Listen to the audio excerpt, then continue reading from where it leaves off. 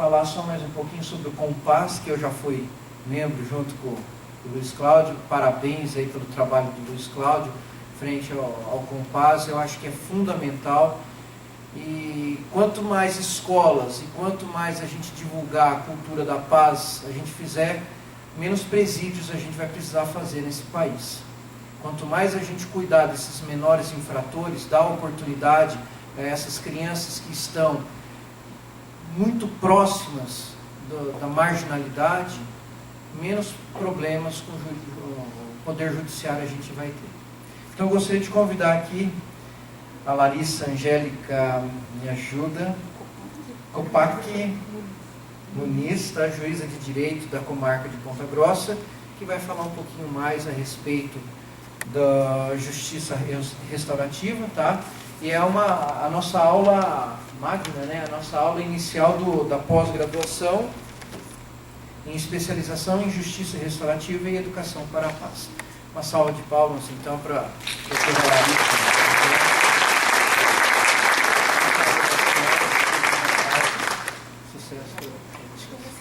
Fique à vontade. Então, boa noite a todos. Prazer gigantesco estar aqui, companhia da minha grande amiga Cláudia Catafesta, Luiz Cláudio de Londrina, baseando do Compass, né?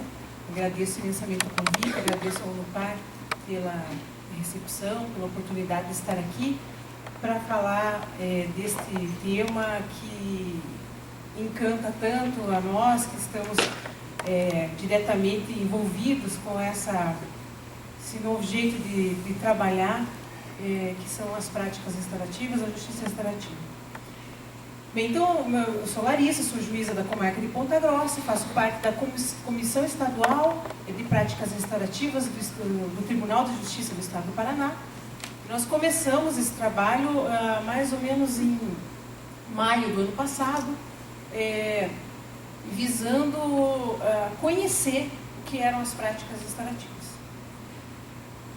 E, para começar a falar um pouco sobre o assunto, eu sempre, quando dava aula de processo civil, falava sobre o significado da palavra jurisdição. Quando o aluno de direito está no curso, ele aprende que o juiz tem jurisdição. E aquilo fica na cabeça dele e tal. E aí, não faz muito sentido, o professor vem e diz que jurisdição é o que o juiz deve fazer, e é resolver conflitos. E eu achava aquilo muito bonito. E aí eu ficava pensando, mas será que o juiz resolve o conflito? Será que o que eu faço soluciona o conflito que aquela pessoa trouxe para mim quando chegou, bateu a porta do Poder Judiciário? E com o tempo, eu tinha 10 anos de carreira já, quando conheci a justiça restaurativa, eu comecei a perceber que sentença não tem nada a ver com resolver conflito. E muitas vezes a sentença é só mais um ponto de conflito. Porque as partes não aceitam a sentença, porque eu tenho um autor que diz que o judiciário é o grande ladrão de conflitos, porque ele tem um conflito entre duas pessoas e ele diz, me dá aqui esse conflito que eu vou decidir. E eu acho que uma coisa bem lógica, né? Você que não sabe nada do conflito, vai decidir. E aí, quando às vezes as pessoas estão na sua frente, na sala de audiência, e começam a falar sobre o conflito, ele diz, chega, agora ninguém fala mais nada, eu vou falar e eu vou decidir, porque eu tenho a jurisdição. E aí você não deixa aquele casal brigar, ou pelo menos falar o que precisava falar sem brigar, e você impõe a eles uma decisão que não é boa nem para ela nem para ele. E provavelmente eles vão voltar numa revisional para resolver aquilo que você não resolveu bem. E eu comecei a perceber que da sentença não é resolver conflito. Só que aquilo começou a me causar uma inquietude imensa, porque eu tenho que dar sentença, a Cláudia tem que dar sentença. Mas aí eu estou fazendo uma coisa que está me levando àquilo que não tem o significado da jurisdição. E aí ontem eu estava conversando, ontem nós tivemos uma assembleia pública, uma audiência pública na Assembleia Legislativa do Estado do Paraná, e falei que eu acho que a nossa sociedade está vivendo uma crise de esquizofrenia. Porque se você pegar o microfone, sair na rua e falar para qualquer pessoa, o que você acha sobre a segurança no Brasil? O que a pessoa vai falar? No Brasil, nós não temos segurança, nós somos um país inseguro e ninguém é punido. Impunidade está na boca de todo mundo. E aí, eu pergunto para o juiz, como é que está o presídio que você administra? Ele vai dizer, não tem vaga para ninguém. A cela cabe 15 e tem 68. Bom, mas então existe uma esquizofrenia. Porque a população fala em impunidade e nós estamos cada vez punindo mais. E nós estamos cada vez prendendo mais. E nós estamos cada vez aumentando as nossas penas. Para quê? Para dar para a população a sensação de segurança. Mas que ela não tem. E aí a lógica é tão absurda que a gente perde no argumento para a criança. A minha filha tem 9 anos e essa semana eu estava levando ela para a escola e ela disse assim para mim, mamãe, eu não sei a troco do que ela veio com essa conversa. Mamãe, o que o preso faz na cadeia? Eu falei, Valentina, não entendi a tua pergunta. Na verdade, eu tinha entendido, mas eu queria aquele tempo para pensar. Né? É igual quando você pergunta para o teu marido, namorado, você estava no bar? Hã? Como assim, tá surdo? Né? Na sala de audiência, os meninos fazem muito isso quando eles não querem responder. Mas você estava junto? Hã? Eu não repito, porque ele já entendeu. Aí ele responde, quer dizer, o é aquele tempo que ele tem para não ser tomado, né? Para dizer, tava, mas eu só tomei 2 cervejas, só tinha homem na mesa, né? No caso do marido. E aí eu falei, Valentina, mas não entendeu a sua pergunta. Foi mais ou menos um E aí ela disse assim, mamãe, a pessoa vai para cadeia, né? Vai. Então, lá dentro, o que ela faz? Tem, assim, mamãe, videogame, ele trabalha, ele lê livro, ele estuda, ele pode desenhar. Eu disse, não, quer dizer, depende. Ela, depende do que, mamãe? Se ele quiser? Eu falei, Valentina, algumas vezes sim, eu que tentando que a escola chegasse rápido, comecei quase até a furar sinal para ver se eu entregava aquela menina de uma vez para a escola, porque eu, né? Eu falei, às vezes sim, filha, mas é difícil, a gente tem um sistema, daí imagina, acho que a gente tem um sistema penitenciário, eu comecei a falar com ela como se ela tivesse, né, fosse uma colega. O sistema está, filha, não fala a minha verdade, não tem o que fazer. Mamãe, ele fica 8 anos lá sem ter nada para fazer? E como que ele aguenta? Eu disse, pois é, filha, é difícil mesmo, é bem complicado. Daí ela disse para mim, e se ele não faz nada, então para que serve? Porque eu vou para a escola para estudar, você vai para o trabalho para ajudar as pessoas. E se ele não faz nada, ele serve para quem, mamãe? Não serve para ele, né? E daí lá dentro também, ele deve só ficar fazendo bagunça lá dentro, né, mamãe? Eu disse, sim, Valentina, não serve nem para ele, nem para ninguém. Daí ela ficou quieta, ela viu que eu fiquei, acho que atordoada, ela disse, pois é, né, mamãe, mas assim, ele sabe que ele fez errado, né? E ele não pode pôr a culpa em você dele estar lá, né? Eu falei, ai meu Deus do céu, quem me mandou essa menina? Eu falei, filha, mas ele não põe a culpa na mamãe, porque daí ela pensou, nossa, minha mãe, ela sabe que eu mando as pessoas pra lá. E daí ela queria me defender. Eu falei, filha, mas ele não fica com muita raiva da mamãe, ele fica mais bravo com a polícia. Quando ele chega pra mamãe, ele já não tá tão bravo assim, a mamãe também não, né? Ah, tá bom. Daí ela emendou. Pois é, mas também tem uma, né, mamãe? Se não tiver preso, você vai perder teu emprego. Eu falei, Valentina, eu não ligaria de perder meu emprego se não houvesse mais preso, eu ia arranjar outra coisa para fazer, eu ia ter outra profissão, com certeza eu ia me encaixar em algum lugar. Ela disse, é verdade, né, mamãe? Tanta coisa para fazer. Por exemplo, você podia trabalhar no circo. Eu não quis perguntar para ela qual era a figura do circo que ela tinha que dar, com medo da resposta. Eu falei, Valentina, desce do carro. Desce do carro. Mas, enfim, eu não tive argumentos para responder uma criança de 9 anos. Eu não pude defender o sistema carcerário que eu tenho que utilizar uma criança de 9 anos. Claro, existem prisões que não são assim, existem casos assim, mas a gente sabe da realidade, né? E assim, não tem lógica. E nós estamos fazendo mais do mesmo.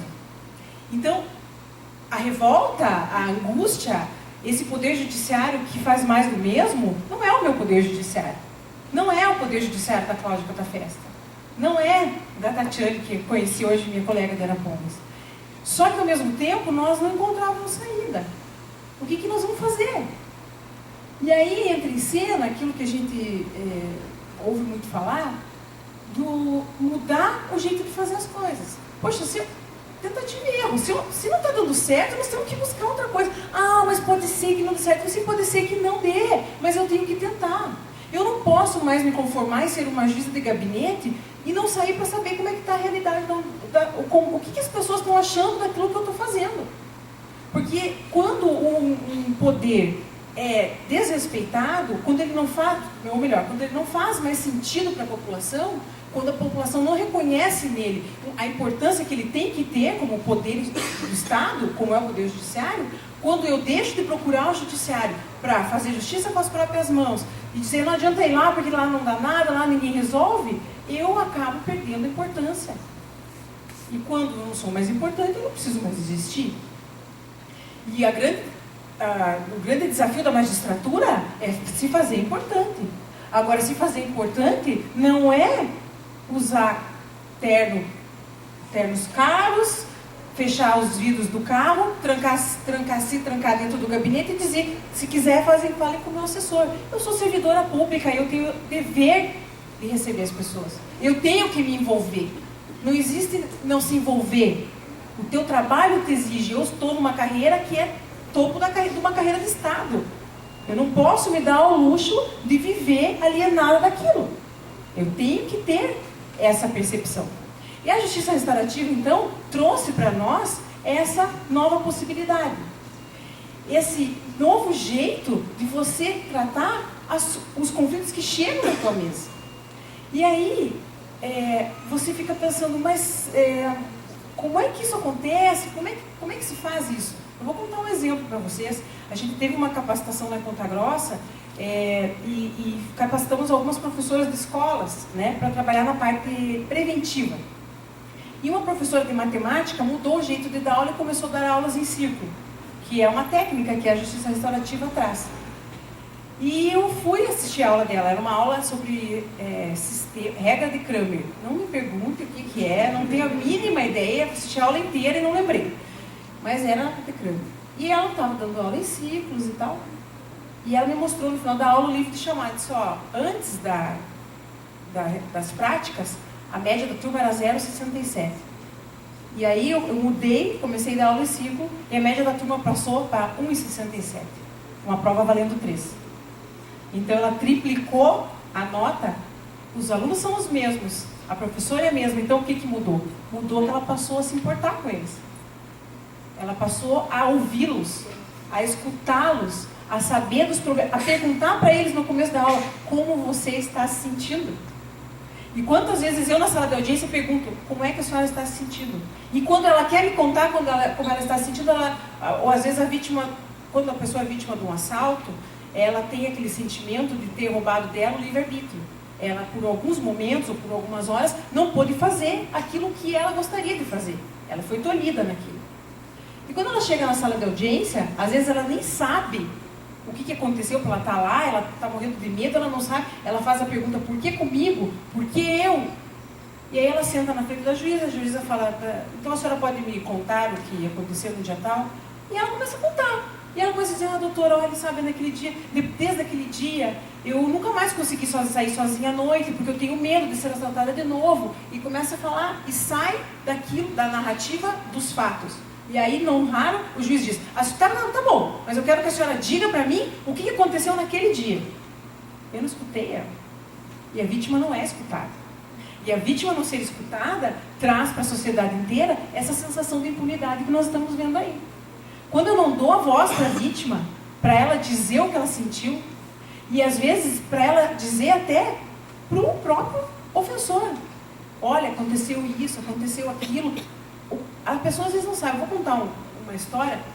que aconteceu no Canadá. Lá eles trabalham muito com justiça restaurativa. Então, em síntese, para vocês entenderem, os meninos praticaram um ato infracional, eles demoliram o cemitério. Quebraram todas as lápides numa cidadezinha de 18 mil habitantes. E a população estava revoltada, queria que os meninos fossem para a forca. E eles, então, tinham que aplicar uma medida. Resolveram aplicar as técnicas restaurativas. O que fizeram? Essa coisa de preparar as pessoas para fazer um círculo onde estavam presentes as pessoas que iam facilitar, que iam auxiliar, os agressores, os meninos, e as vítimas. Calma, não era ninguém que estava lá no cemitério. Eram pessoas que estavam encarnadas, eram os parentes das vítimas. Aí, alguém pensa, mas para que isso? Por que a pessoa está dando bola para isso? Tem gente que não liga, mas se alguém aqui da plateia teve uma perda familiar grande, e eu, por exemplo, tenho a minha mãe, que eu perdi meu pai muito cedo, eu nunca vou ao cemitério. Minha mãe vai toda semana. Minha mãe viaja para ir lá onde está enterrado, toda semana tem flor lá, e é um absurdo que se está suja, ela paga uma mulher para limpar o túmulo toda semana, porque ela não aceita que aquele lugar esteja sujo. E o pior pesadelo para ela é saber quem vai limpar o túmulo quando ela morrer. Aí minha irmã mais nova já disse para ela que ela pode ir embora sossegada, que ela vai assumir. Eu falei, ainda bem, porque eu não vou lá. Você sabe já desde já que não vai cair para mim essa história. Então minha mãe tem esse sentimento. Eu, se quebrasse lá, eu não ia nem ligar, mas ela tem. E aí os meninos que fizeram isso, eram meninos de 15, 14 anos, que talvez nem tivessem passado pela experiência do luto. Talvez não tivessem perdido ninguém. E eles sentaram lá, daquele jeitão deles, né? Encosta meio assim, mascando chicletes, fazendo bico para as pessoas. E as vítimas sentaram também. Isso tudo depois de uma preparação, com técnica, não é uma coisa que vai expor ninguém. E aí, a pessoa que estava mediando disse assim, escuta, por que vocês fizeram isso? E depois de algumas perguntas veio essa pergunta, que era a pergunta que estava na cabeça de todas as vítimas. Por que vocês fizeram isso? Aí um deles, o líder, disse, a gente estava andando de noite, passamos no cemitério, aí aquele ali pegou e pôs o pé na lápide. E a lápide cedeu. Aí o outro disse, não, se você pode, eu também posso. E empurrou também. Eles estavam em 15. E aí ninguém quer ficar para trás, né? Ainda mais adolescente. Quando eles se reúnem, todo mundo tem que ser o bom. E aí as vítimas ficaram olhando aquilo. Ou seja, ninguém queria depreciar a memória da pessoa que estava ali morta, ninguém teve nenhuma intenção, simplesmente eles eram meninos em desenvolvimento que tiveram um rompante, um ato impensado. Ai, mas isso é um absurdo, porque todos vocês agora voltem para a adolescência e pensem quantos atos desse tipo vocês tiveram, só que não foram pegos. Eu não posso nem pensar, tenho até medo. Quando acontece isso, eu pulo essa parte.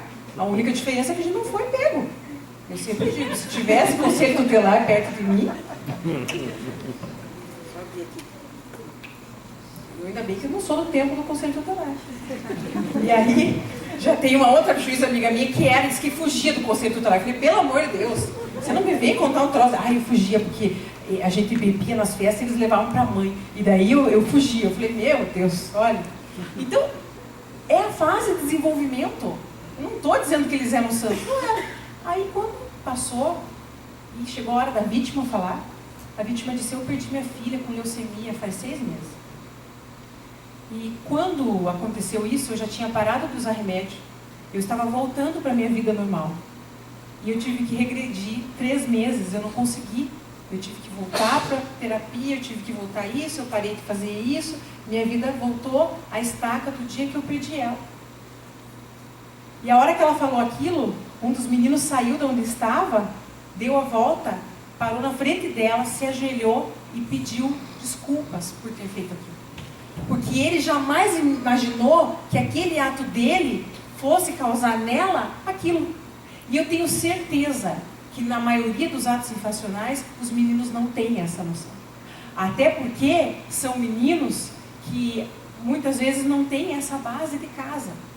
E eu vou contar mais uma história para vocês, que eu adoro aquela história do táxi, que a gente fala que a gente sempre julga de acordo do ponto que a gente sabe da história.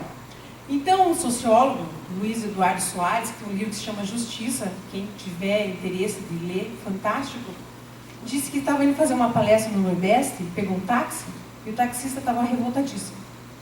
E disse, olha, aconteceu uma coisa, eu perdi meu melhor amigo hoje, ele era motorista de ônibus, e ele foi um adolescente infrator, entrou dentro do ônibus, um bandido marginal, e matou ele. Eles têm que botar numa fogueira na praça e queimar vivo, e eu só vou lá para acender essa fogueira. Vagabundo, não sei o que. E ali foi elogiando bastante o adolescente. E ele, sociólogo, pensou, vou rebater isso, vou rebater. E ele não conseguia rebater, porque o argumento dele era o argumento do ratinho, da tenda, que é difícil rebater. Aí minha mãe, meu sogro e minha mãe são os ídolos. E aí se eu tô junto, eu falo, pelo amor de Deus, o que esse cara tá falando que é certo? Minha mãe fala, não fala nada, que ele está falando que é certo. Tem que matar, tem que vir pena de morte. Eu falei, se tiver outra Constituição lá, não começa com os teus papos. E ela fala, bom, mas é o que é, estou falando o que é. E aí o sociólogo começou a falar e falou, não, mas eu tenho que voltar a isso, eu tenho que virar esse jogo. Aí falou, aí ele tinha mulher? Tinha mulher e 3 filhos, o senhor veja que absurdo, um menino de 8, uma menina de 6, uma criança de 3, agora essa mãe vai ter que sair trabalhar e vai ter que deixar os filhos em casa, e o que vai ser deles? Ele falou assim, pois é uma tragédia mesmo, o que vai ser deles? Quantos anos tem o mais velho? Tem 10. Falei, daí ele falou, se a mãe vai trabalhar, ele vai ficar sozinho. E aí ele vai, quem sabe, se envolver, pois é, doutor, vai se envolver com esse povo que não presta, com essas más companhias. Pois é. E se ele se envolver com as más companhias, pode ser que ele comece a usar droga. Pois é, isso que eu estou falando para o senhor. O senhor veja só, ele vai usar droga. Coitado, vai cair na droga, porque não tem pai de casa. Mãe, vão passar necessidade. Vai usar droga. Pois é. E ele pode, daí, dever para o traficante. O senhor veja a tragédia, a tragédia. Vai dever para o traficante. E para pagar essa dívida, talvez ele entre num ônibus. E talvez ele vá assaltar esse ônibus. E talvez ele esteja sob o efeito do crack e ele atire. E ele mata o motorista. E daí nós vamos pegar aquela fogueira, eu convido o senhor vai lá acender a fogueira dele também, para queimar ele vivo? Não, mas o senhor veja bem, olha a história de vida desse menino. E o senhor sabe a história de vida do menino que matou o seu amigo? Não estou fazendo discurso defendendo o que o menino fez. Mas essa história de vida existe. E ela pode ser tão ou mais dramática do que essa que o sociólogo acabou de contar. Então, o que nos importa é saber dessa história de vida.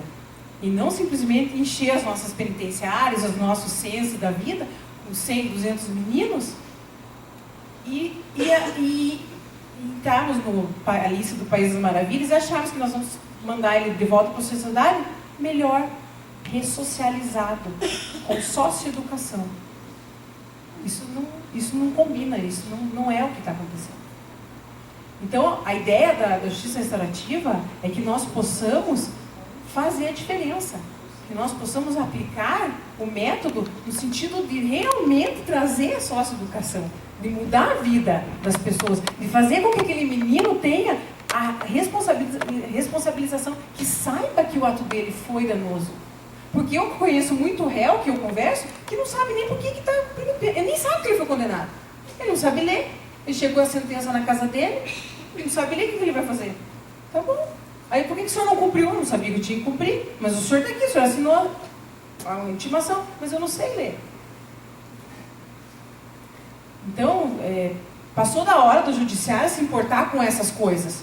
E não simplesmente dizer, eu não quero nem saber, eu dei a sentença, que cumpra. Eu já fiz o meu papel. A minha parte, eu fiz. Qual é a tua parte? Qual é a minha parte? Eu acho que a minha parte é bem maior do que assinar um papel. Porque isso já o computador vai poder fazer para mim. Mas a minha parte como juíza, ou como promotor, como delegado, como policial, como advogado, é usar o meu cargo, usar o meu conhecimento, usar o estudo que eu tive para melhorar a vida das pessoas. Para melhorar a vida da comunidade que eu vivo. eu não posso, e a nossa sociedade não pode mais dizer, isso não é problema meu. Eu moro num condomínio fechado, eu tenho segurança 24 horas e dane-se. Dane-se até o dia que o teu filho sair na rua e aí acabou o condomínio fechado. E esse problema, enquanto alguém da tua comunidade não estiver bem, você também não pode estar bem, porque nós estamos todo mundo no mesmo barco. E esse individualismo da sociedade não está gerando os frutos que a gente quer. E a gente tem sim que se comprometer. E a sociedade tem, todo mundo pode dar a sua parcela. E é isso que a gente convida. É esse trabalho que o Luiz Cláudio faz aqui em Londrina, de cultura de paz, de difundir, de mostrar para as pessoas que existe alternativa, que nós podemos dialogar, que nós somos seres humanos, nós temos a possibilidade de resolver as nossas coisas de maneira diferente. Que nas escolas nós não precisamos, quando tem uma briga na escola, chamar a patrulha, chamar o conselho tutelar e marginalizar aquele menino. Porque na escola de classe média e classe média alta, a patrulha não vai. Por que será? Porque o diretor não chama. Porque ele tem outros meios de resolver. E eu não estou aqui criticando o diretor. Às vezes a única saída do diretor de escola pública é chamar a patrulha. Porque ele não tem. Doutora, o que eu vou fazer? Liga para mim e diz, doutora, eu estou desesperado. O menino está me incendiando a escola. Eu não tenho o que fazer. E eu dou razão para ele. E a gente tem que ir lá acudir esse professor, ir lá acudir esse diretor. Porque eles também estão pedindo socorro. E a escola é um ambiente onde a violência está presente.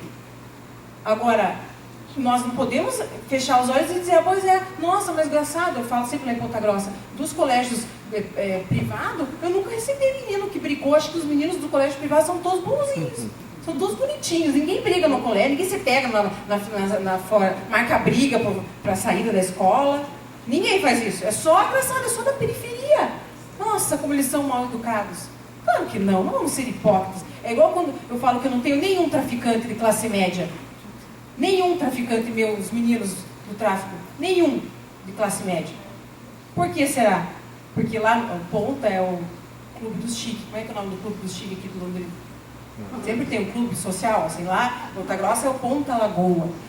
Ah, não, no Ponta Lagoa não corre droga nas festas de jovens. É só lá na festa da vila que corre. Ai, mas como que você vai mandar a polícia entrar no Ponta fazer batida? Qual é o problema? O poder de polícia. Né? Então, a gente tem que parar com isso também. E é por isso que nós estamos nessa caminhada de virar o jogo. E eu não quero me estender demais, quero deixar que vocês também participem, a gente converse mais sobre isso. Quero dizer que aqui no Paraná, então, nós estamos com essas práticas restaurativas em mais ou menos 12 cidades já. Algumas cidades já estão participando da capacitação. Nós temos o braço que atua dentro do processo, que são esses casos de família. Lá em Ponta Grossa nós tivemos um caso de uma adoção, em que a mãe biológica nunca ficou com o filho. E a mãe adotiva criava ele desde os 9 dias, ele tem 9 anos, e ela entrou com o pedido de adoção. O pai queria permanecer e é só a mãe, então, adotiva, entrou com o pedido de adoção. O menino reconhecia ela como mãe, era tranquilo. Eu fui ouvir a mãe biológica. Disse, a senhora concorda com o pedido? Ela disse, não.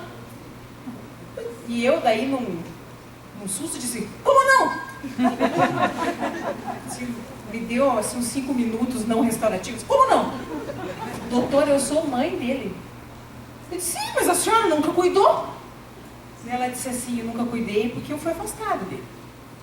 Mas eu gostaria de ter a possibilidade, eu não quero tomar ele dela, mas eu gostaria de ter a possibilidade de conviver com ele. Porque na época eu era nova, na época eu não tinha estudo, eu não conseguia, mas agora eu estou numa condição diferente. Ele tem uma irmã, e afinal de contas, eu sou parte da família dele. O sangue da veia dele é um pouco do meu também. Eu disse, mas a senhora sabe que a sentença, né? Eu sei, mas eu não concordo com a sua sentença. Eu falei, a senhora não concorda? Não. A senhora pode decidir o que a senhora quiser, mas eu não concordo. E aí acendeu em mim aquela luz. Da sentença não é resolver conflito. Eu podia dar sentença. Todos os tribunais desse Brasil iam confirmar minha sentença. Eu ia dizer, eu tinha um estudo dizendo que era mãe adotiva, tinha tudo. Mas eu ia resolver aquele conflito? Não ia. Eu ia deixar aquela mãe a vida inteira se remoendo de ter sido tirada da certidão de nascimento. Eu pensei, não, mas eu não vou fazer isso. Eu vou deixar ela e vou botar só o nome da outra mãe. O que hoje a gente vem fazendo. Mas eu falei, gente, o que eu estou fazendo? Aí falei para a promotora, vamos ver isso. E aí, vamos encaminhar para a justiça restaurativa. Resultado, fizemos um ciclo, fizemos os pré-ciclos, que são as entrevistas, conversamos com a mãe biológica, conversamos com a mãe adotiva, conversamos com o pai, aí, vocês aceitam participar, explicamos o que ia ser, olha, é um ciclo para vocês conversarem. Eles nunca mais tinham conversado. É um ciclo, ela entregou por 9 dias. E tal, diz que até os 2 anos eles mandavam foto, depois pararam. A senhora, se vocês aceitam, aceitamos. E fomos para o ciclo. Quer dizer, eu não, né? Quem foi fazer? O juiz, nessa parte, fica afastado. Resultado do ciclo. Não só a mãe biológica concordou com a adoção, como a mãe adotiva disse, você tem... E a mãe adotiva tinha um detalhe. Ela tinha perdido um filho, e aí, já em seguida, veio esse filho para o lugar. Então, as duas viviam o luto. Uma de ter perdido o filho e ter recebido o outro, e a outra de ter perdido o filho que era biológico por aquela mãe. E elas falaram daquilo, e o acordo que se chegou depois do ciclo, a mãe biológica disse, agora as férias de julho ele vem passar aqui em Ponta Grossa com a mãe adotiva. Para ela fortalecer os laços. Nós somos mãe, está lá ela também na certidão, e pronto. Eu dei a sentença. Mas agora, eu tenho certeza que eu perguntava, a senhora concorda com a minha sentença? É a mesma sentença que eu ia dar lá, na sala da audiência, é igualzinha. Vou botar o nome da mãe e tal. Mas se eu perguntar para ela agora, a senhora concorda com a minha sentença? Ela vai dizer, concordo. Está tudo bem. E eu quero escutar isso. Doutora, muito obrigada. A senhora me tirou um peso das costas. E eu quero escutar isso. Porque só vocês todos já passaram, por isso quando a gente tem um problema, pode ser aquele celular que não funciona. Aquilo inferniza o dia da gente. Inferniza. E a gente quer alguém que o quê? Resolva. Quer que resolva. Quando a gente é bem atendido numa loja, quase que a gente abraça a pessoa, muito obrigado, você me atender bem, você resolveu o problema. E não dizer para mim, agora a senhora vai ter que estar entrando em contato com não sei o quê, com não sei o que lá, vou passar a senhora para não sei o quê. Não. Então, se eu quero na minha vida uma pessoa que resolva, diga, olha, eu já resolvi para a senhora estar aqui, por que eu não posso ser essa pessoa para a vida dos outros? É o meu serviço, é o meu trabalho. E eu não posso me conformar como juíza de não ser isso. E eu acho que nenhum dos meus colegas podia se conformar com isso. De simplesmente replicar alguma coisa e dizer, eu dei a sentença. Acabou. Agora eu vou ver outro processo. Não faz mais sentido isso. E só para terminar, eu já contei essa história, pode já vai ouvir de novo, mas enfim. Eu ando apaixonada por um escritor francês, humanista, Victor Hugo. E tive a oportunidade de ler agora nas minhas férias, um presente que no primeiro tempo achei que era de grego, de uma amiga minha, Heloísa, que me deu Os Miseráveis para ler.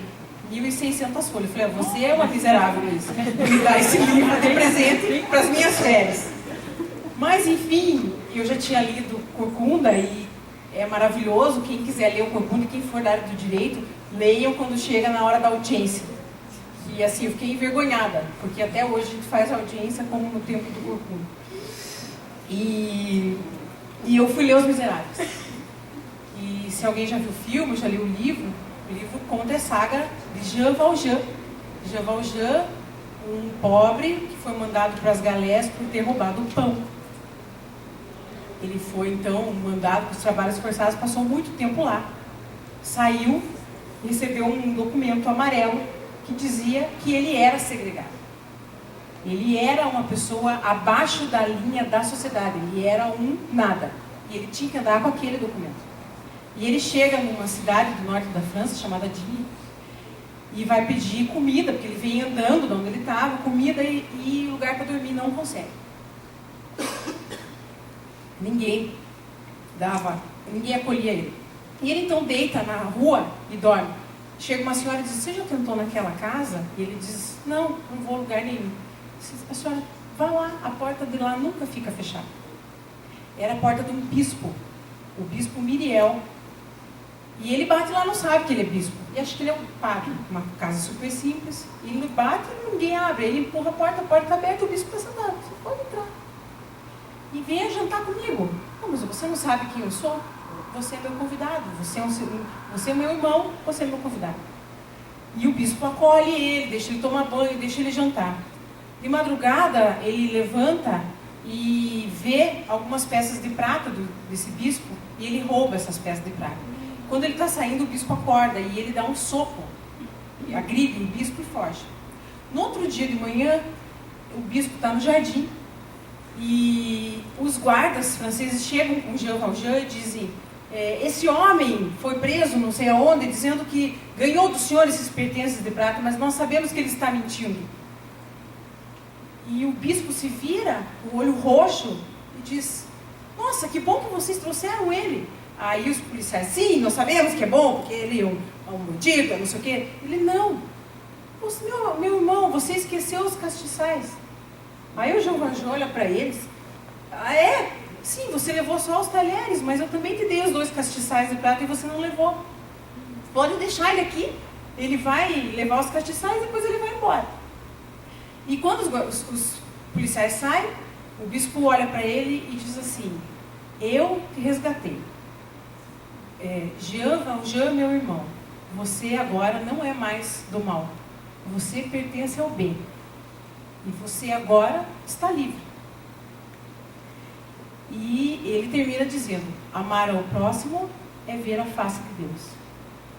Eu convido a vocês, todos aqui, que de alguma forma possam se envolver, que venham ser esses bispos, que venham ser essas pessoas que possam acreditar e resgatar um ser humano. Um ser humano. Porque a história inteira do livro mostra o caráter que o Jean Valjean teve. Tem uma parte depois que ele se entrega para as galés, porque sabe que tem alguém sendo julgado no lugar dele, e ele é a coisa mais angustiante do livro, porque ele fica 3 páginas ali naquele vai e vem, será que eu vou, será que eu não vou? Ele tinha que salvar uma outra pessoa, mas ele não podia estar lá. Enfim, o Jean Valjean demonstra que quando a gente aposta na humanidade, quando a gente dá a segunda chance, a gente pode ter uma grata surpresa. Obrigada a todos e uma boa noite.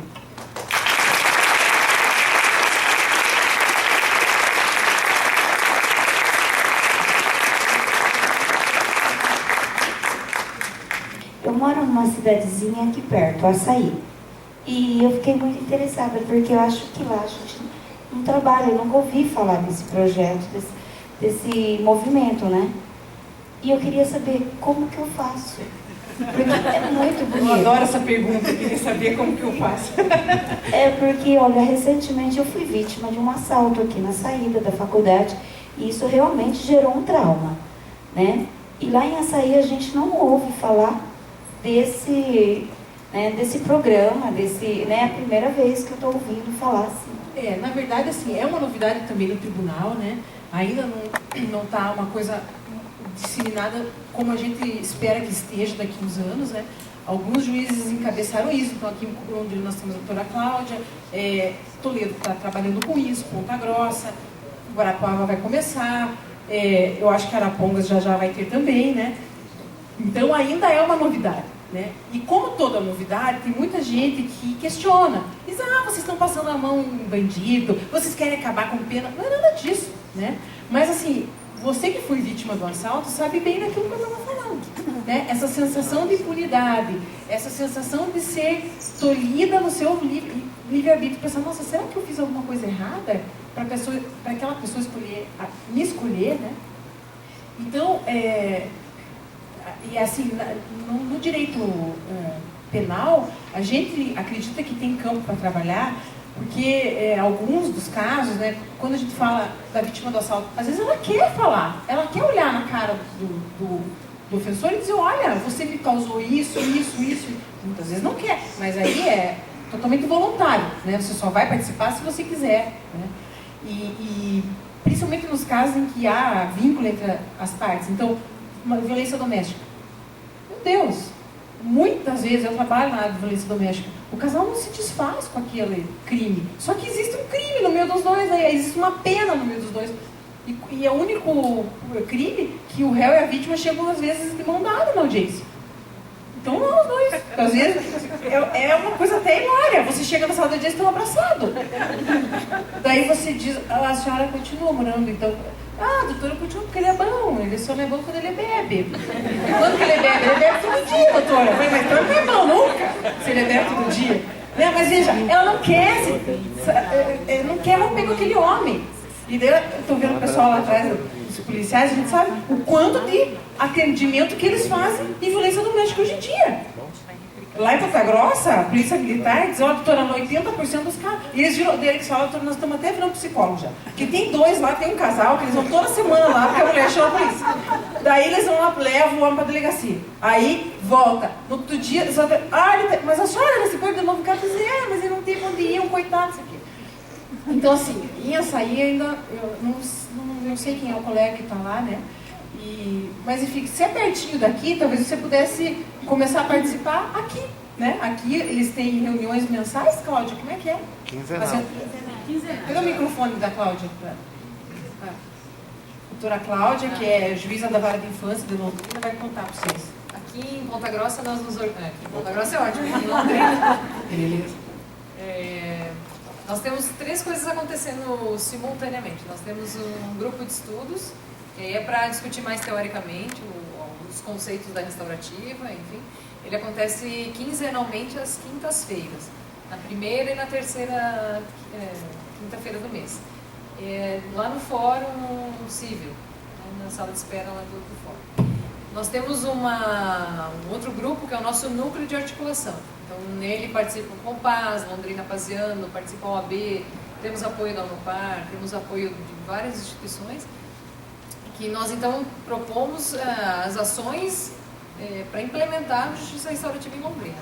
E ele já, fruto dessas reuniões que acontecem mensalmente, também são abertas, nós vamos realizar uma audiência pública agora, mês que vem, que já aconteceu em Ponta Grossa, aconteceu no estado, né, por todo o estado, para apresentar um projeto de pacificação municipal envolvendo as práticas restaurativas. Então, temos apoio do prefeito municipal, temos apoio da bancada são 3 vereadores já que nos apoiam. Então a gente vai apresentar o que vem sendo feito para isso virar um programa municipal e não ter identidade. Então não é da Cláudia, não é do tribunal, vai ser uma coisa de Londrina. Muito do que já se vem fazendo. E a outra, então esse também é aberto, né? E a terceira possibilidade de conhecer mais da restaurativa, que eu convido quem não participou a experimentar, é uma vivência em círculo. Então esse círculo de construção de paz que as partes nos processos se envolvem, que lá na escola acontece, nós permitimos que a comunidade conheça. A gente faz divulgação pelo Facebook, que é a nossa ferramenta de divulgação. Então eles acontecem, tem acontecido com uma frequência quinzenal também. Até esse mês ficou difícil fazer, mas eles vão retornar. Então é só se inscrever e participar. Também acontece no ano fora. Aí eu convido também quem quiser conhecer um pouco mais do trabalho, a seguir a nossa página no Facebook. Eu acho que hoje é uma ferramenta de divulgação maravilhosa, que chama Justiça Restaurativa em Londrina. É um grupo fechado, a pessoa pede para ser adicionada, e ali então a gente divulga material, divulga essas reuniões, divulga o que tem sido feito. Nós já temos casos judiciais, temos 2 projetos piloto em escolas aqui do município, uma escola municipal, a Zumbi dos Palmares, e uma escola estadual, que é a Cássio Leite. E também nós estamos começando um trabalho com os CENSES, né? Com os programas de medida socioeducativa que atendem adolescentes em conflito com a lei. Um trabalho preventivo também, não só envolvendo o ato infracional, mas cuidando dos cuidadores, né? Com os educadores sociais, com as professoras. A gente nem começou o trabalho com os conflitos ainda, preparando essas pessoas para receberem as práticas. Então, resumidamente é isso, mas a gente está... Do tema do livro. Ah, verdade. E uma outra frente maravilhosa de trabalho, que aí é liderada pelo Compaz e Paziano, esse tema, a importância do diálogo da construção da paz, prática e justiça restaurativa, é o tema do livro do Londrina Paziano, desse ano. Então, a todas as escolas do município, estaduais, municipais, particulares, elas trabalham com esse tema, e aí elas são convidadas os alunos, pais, professores, a produzir algum texto ou desenho, né? E aí os premiados, os selecionados vão compor um livro que é publicado todo mês de setembro, na Semana da Paz. Então, esse tema é tema de Londrina nas escolas, né? Então, todas as escolas estão falando disso. Vai preparar o terreno para o ano que vem, se Deus quiser, a gente entrar com tudo para a nossa área aqui da Zumbi. Se alguém também que está vivendo as experiências quiser dar um relato para nós, seria legal. Eu quero fazer uma pergunta. Larissa, eu gostaria de saber como é que começou no Brasil essa justiça restaurativa. No Brasil começou há 10 anos atrás, com o incentivo do... a sigla é PMT, né? Que é um incentivo, PNUD, isso aí. Com o incentivo do PNUD, em 3 estados, Rio Grande do Sul, São Paulo e no Distrito Federal, 2 estados e o Distrito Federal. E então lançaram as sementes, né? No Rio Grande do Sul nós estamos, que foi a fonte onde nós fomos beber, é o juiz Leoberto, de Caxias do Sul, que iniciou esse trabalho, e há 10 anos está lá, e tem muitas histórias para contar, de círculos maravilhosos, do que eles já andam fazendo por lá, e que nos deslumbraram quando nós vimos os resultados que eles têm lá. Caxias é a cidade com o melhor IDH do Rio Grande do Sul. Eles chamam Caxias do Sul e agora Caxias da Paz. Eles envolveram todos os segmentos, até a Guarda Municipal lá trabalha em ciclo. Eles mudaram a mentalidade da comunidade. E isso está dando os frutos. E é uma cidade que tem riqueza, que gera mais riqueza. É um exemplo para o Brasil.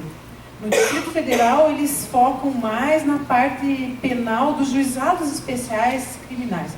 O juizado é uma fonte inesgotável para nós. Por quê? O juizado é onde vão aqueles crimes que a gente diz de menor potencial ofensivo. É aquele vizinho que não se acerta com o outro, que você fica lá chamando eles. Eles têm 20 processos.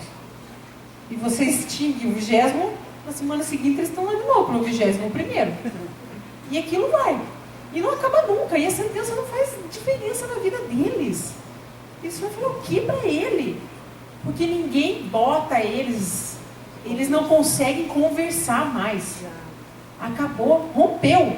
E como é que você não vai conversar com uma pessoa que está do teu lado do muro? Você não precisa ser amigo dela, de chamar para jantar na tua casa. Mas, meu Deus, um respeito.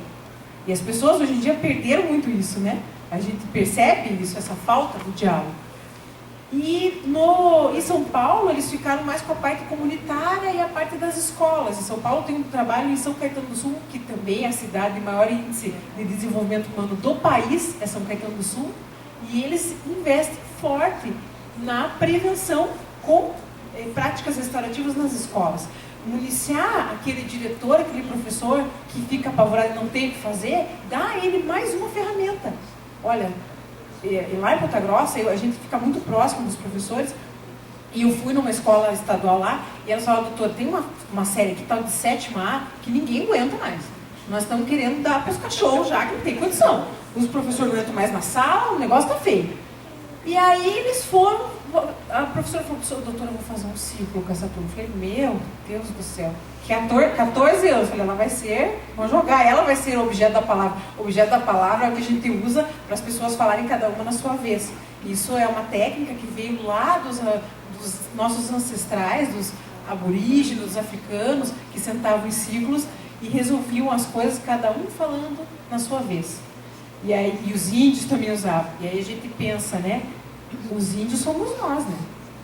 Que abrimos mão dessa cultura maravilhosa do diálogo para botar o Estado para resolver, né? Quem é que está certo? Os índios não precisam. Na Nova Zelândia quase que deu uma guerra civil, quando o primeiro caso de justiça restaurativa, quando um aborígene, cometeu um ato infracional na cidade, e o promotor foi lá e pegou ele para ele ser julgado. O chefe da tribo disse: não, senhor, o senhor não vai tirar ele da comunidade dele, ele vai ficar na comunidade dele para ele resgatar na comunidade dele. Porque nós não queremos botar ele fora daqui. Ele pertence a nós. E nós que sabemos resolver, então o senhor devolva ele. Aí o promotor falou, então eu quero assistir e ver como é que vocês vão resolver. Porque o Estado vai... E aí o promotor ficou embasbacado. E hoje na Nova Zelândia só se trabalha com justiça juvenil como os maoris faziam. Voltaram no que é certo, né? E eu li também nas férias, depois dos Miseráveis, eu fui ler um outro livrinho bem pequenininho, que é a autobiografia do Nelson Mandela. Só me deram coisa legal esse ano. Eu olhei para o livro, é a autobiografia do Nelson Mandela, fantástico. E o Mandela diz o seguinte, que na tribo dele não existia reunião com maioria. Só acabava a reunião se houvesse unanimidade. Mesmo que essa unanimidade fosse para dizer, ó, nós não temos unanimidade. Ah, verdade, nós não temos. Então temos, porque nós temos. Como é que é, né? Não, ninguém tem unanimidade. Ah, verdade, você concorda? Concorda. Não, já temos uma unanimidade. Então vamos parar, nós precisamos pensar melhor, porque nós não estamos achando hoje a solução, suspende. E ele disse que a pior coisa de se acostumar fora da tribo dele foi quando ele viu que as minorias não eram ouvidas. Que as minorias eram esmagadas por uma maioria. E que não é pelo fato dela ser minoria que ela não poderia ser ouvida. E, o que nós aprendemos? Ah, vamos comer pizza, do quê? Ah, mas 5 querem não sei do quê e 2 querem de não sei do quê. Ah, não, mas a maioria que vale. Então daí escolhe uma pizza de calabresa e os 2 são vegetarianos, daí a maioria não come. É assim que a gente decide, né? Ah, é a maioria, a voz da maioria. Então, e o Mandela disse isso, você veja, também voltando a essa história lá dos ancestrais dele. Então no Brasil foram esses 3 estados. Hoje em dia nós temos práticas restaurativas por quase todo o território nacional. E o CNJ levantou essa bandeira esse ano, o ministro Lewandowski, dizendo que agora vai se disseminar. E o Paraná, muito embora seja, eu digo sempre que o Paraná é Dinamarca, né? Porque ninguém sabe nada da Dinamarca, né? A Dinamarca está lá. O que acontece na Dinamarca? Não sei, mas também interessa, né? O que é um dinamarquês? Não sei também, né? E quem é o paranaense, né? Ah, porque o gaúcho é laçador, não sei o quê, e o Grêmio, o Inter, sabe, tudo deles é melhor. A rua mais bonita do mundo, diz que está em Porto Alegre, não sei de onde. Eu falei, perguntei para o taxista, quem que votou que a rua mais bonita do mundo está em Porto Alegre? Ué, nós aqui é de Porto Alegre. Ai, conheço uma gaúcha que é bem assim, esse orgulho gaúcho, né? Leio o tempo e o vento para vocês verem, vocês vão entender bastante coisa. E aí os paulistas, porque isso, os cariocas, porque aquilo, e nós do Paraná, nós só serviu para trabalhar, né? Porque paranaense, ninguém gosta, nem é a Dinamarca. Mas a nossa Dinamarca está dando grandes passos, né? Tendo os nossos professores lá do Rio Grande, né? Fazer uma nova história. E o Paraná, eu acho que daqui uns 3 anos vai começar a despontar nesse ramo da justiça restaurativa. Nós temos o Ministério Público começando a se engajar nisso também, né? Então, tem tudo para dar certo.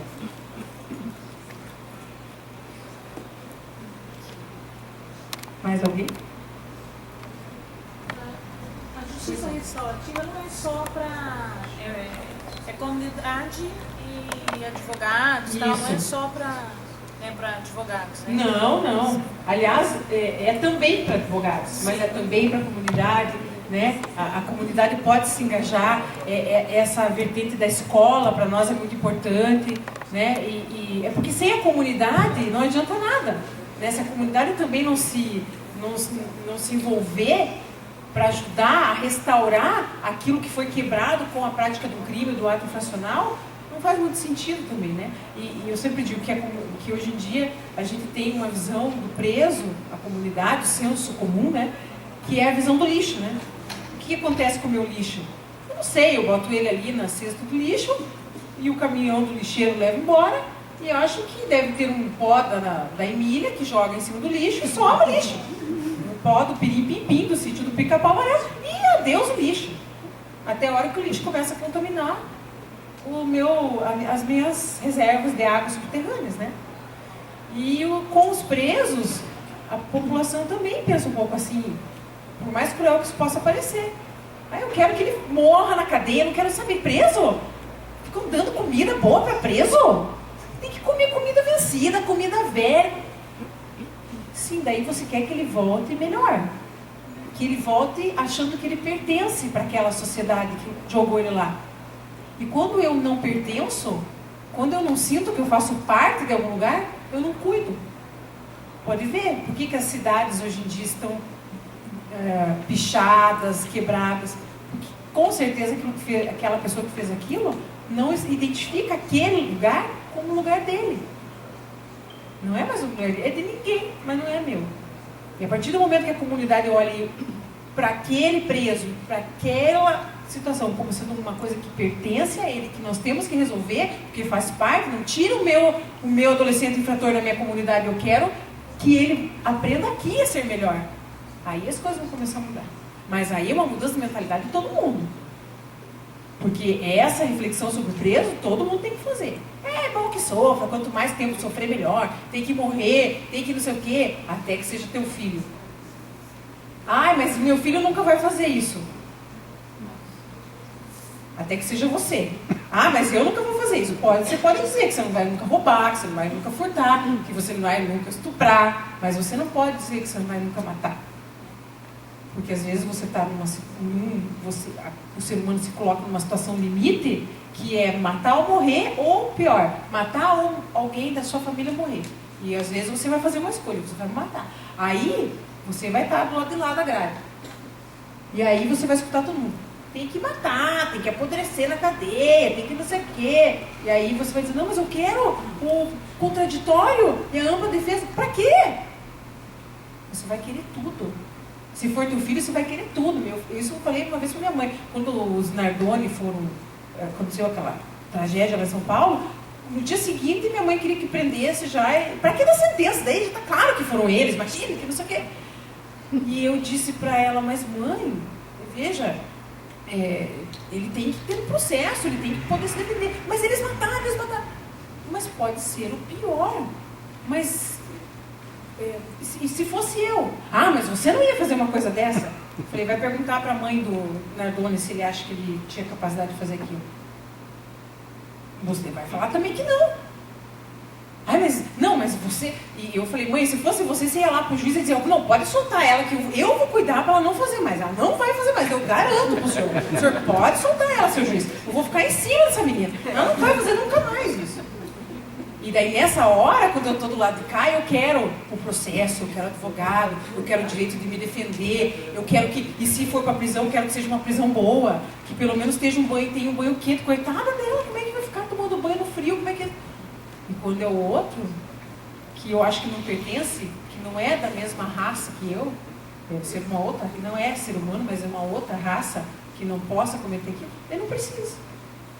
Só que quando você pensa assim, esse é o discurso do nazismo. E hoje nós escolhemos o que é estar preso, para não ter nenhum direito. Daqui a pouco, algum insano sobe ao poder e diz, não, agora só quem for ariano. Judeu, não. É o mesmo discurso. Então, ou os direitos são para todos, e a lei é para todos, e a ampla defesa é para todos, mesmo que esteja aprovado por A mais B que é, mas ele tem direito de receber aquilo, ou daqui a pouco vai ser o teu dia. E aí? Isso é Estado Democrático do Direito. E nós temos que lutar para manter isso. Ai, vamos para a manifestação e vamos o golpe, vamos dar o golpe, vamos não sei o quê. Mas espera lá, mas vai resolver o golpe? Eu não votei na presidente que está lá. Mas eu estou vivendo num país que vive um Estado Democrático de Direito.